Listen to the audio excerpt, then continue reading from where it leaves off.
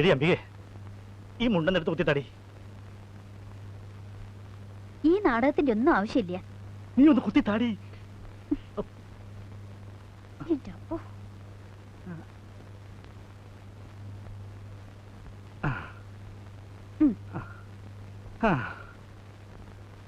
ആങ്ങളമാരെ അമ്മയൊക്കെ കാണുമ്പോ എല്ലാം മറന്നു പോരുത്. ഒരു 10,000-3000 ഒപ്പിക്കണം. നിങ്ങൾക്ക് അങ്ങോട്ട് വാ തുറന്ന് ചോദിച്ചൂടെ? നിന്നെ പോലൊരു മണ്ടി. എടി, ഞാൻ ഒന്നും രണ്ടും പറഞ്ഞ് മുഴിഞ്ഞാ പിന്നെ അത് മുഴിച്ചില്ല. പിന്നെ മുറ്റത്ത് കയറാൻ പറ്റില്ല. നീ മുഴിഞ്ഞാലും പിണങ്ങിയാലും കുഴപ്പമില്ല, നിന്റെ വീടാ. അവകാശവും തന്നിട്ടില്ലല്ലോ. നടക്ക് നടക്ക്. ആഹാ, ഇതാരൊക്കെയാ? നിങ്ങളുടെ കാര്യം എപ്പ അങ്ങടെ ഓർത്തേ ഉള്ളൂ. ഇതൊന്ന് പിടിച്ചേ. അനുമോൾ അമ്മമ്മ മറന്നാ? ഏട്ടൻ എന്തിയമ്മേ? അവൻ ചന്തയ്ക്ക് പോയി. എന്ത് വിൽക്കാനാണമ്മേ? നാളികേരാ? ഇത്തിരി നാളികേരുണ്ട്, ഇത്തിരി പച്ചക്കറിയുണ്ട്.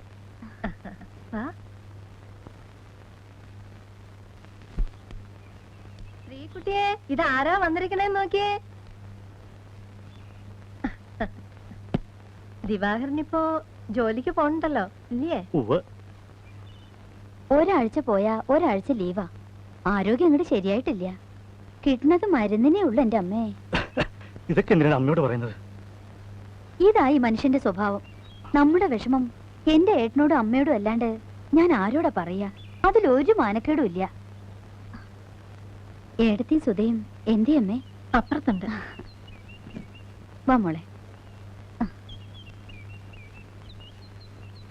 വന്ന കാലം നിക്കണ്ട, ഇരിക്കൂ ദിവാര. ഓ, ഇരുന്നോളാം.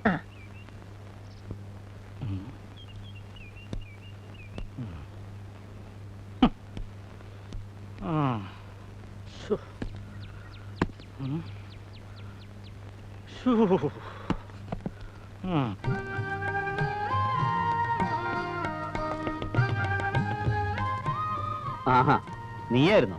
ഞാൻ വിചാരിച്ച ഏട്ടനാണെന്ന്. ബീഡി വലിച്ചല്ലേ? ഓ, ബീഡിയല്ല, സിഗരറ്റ്. എന്തേ? എനിക്കൊന്നുമില്ല. വലിച്ച ക്യാൻസർ വരും, അത് മറക്കണ്ട. ഓ, അതെനിക്കറിയില്ല. നിന്നോട് ആര് പറഞ്ഞു? വെറുതെ കളിയാക്കണ്ടാട്ടോ. എന്തൊക്കെ എടുക്കാനുള്ളതെന്ന് വെച്ചാ വേഗം എടുത്തിറങ്ങിക്കോ. ഈ മുറിക്ക് അവകാശികൾ എത്തിയിട്ടുണ്ട്. അമ്പയർത്തി വന്നോ? വന്നു. ഏട്ടനും കുട്ടികളും എല്ലാരും ഉണ്ട്. അപ്പൊ ഞാൻ ഇന്ന് തൊട്ട് കുഞ്ഞമ്മാമയുടെ കൂടെ. ഈ മുറിയുടെ അവകാശം തീരെ കിട്ടണമെങ്കിൽ കല്യാണം കഴിയണം.